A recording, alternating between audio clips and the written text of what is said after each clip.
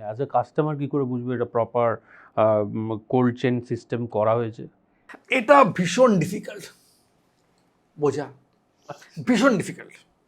C, আমি যদি vaccine সাইকেলটা দেখি, ভ্যাকসিনটা তৈরি হচ্ছে কোনো একটা প্লান্টে।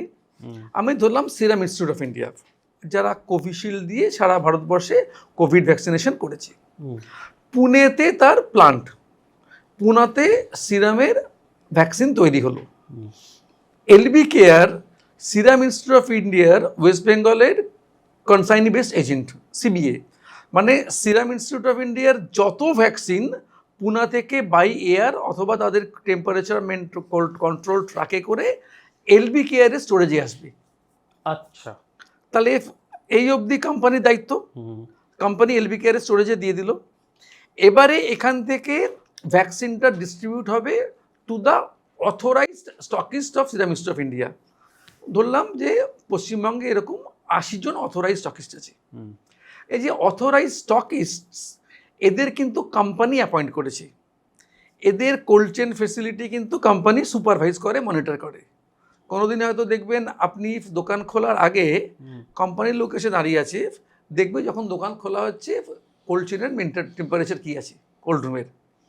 এরকম স্ট্রিক্ট ভিজিলেন্স কোম্পানির কাছ থেকে থাকে।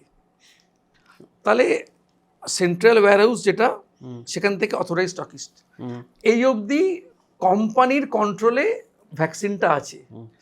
তারপরে যখন ভ্যাকসিনটা বাগড়ি মার্কেটে যাচ্ছে কিংবা কোনো ওষুধের দোকানে যাচ্ছে, সেখান থেকে আরেকজন কিনে নিয়ে যাচ্ছে সাবস্টকিস্ট, সে আরেকজনকে দিল। যত হাত পরিবর্তন হবে তত কোল্ড চেন ব্রেকেজের চান্স বেশি। সো অ্যাজ আ কাস্টমার আমি সবসময় চেষ্টা করব যত ক্লোজার টু দ্য সোর্স সেখান থেকে যদি আমি কিনতে পারি। আমি তো সিরামের পুনে ফ্যাক্টরিতে কিনতে পারবো না, সম্ভব না। তাহলে সিরাম কোথায় পাঠাচ্ছে? এলবি কেয়ারে। সেখান থেকে যদি কিনি তাহলে পুনের কোয়ালিটিটাই পেলাম। সেখানে যদি আমি আসতে না পারি, সাপোজ আমার বাড়ি বহরমপুরে, আমি সেখানে সিরামের যে ডাইরেক্ট স্টকিস্ট তার কাছ থেকে নিলাম, কারণ সেখানে যে ভ্যাকসিনটা পৌঁছেছে আমাদের এখান থেকে এলবি কেয়ার থেকে আমাদের কোল্ড চেনে করে পৌঁছেছে সেখানে।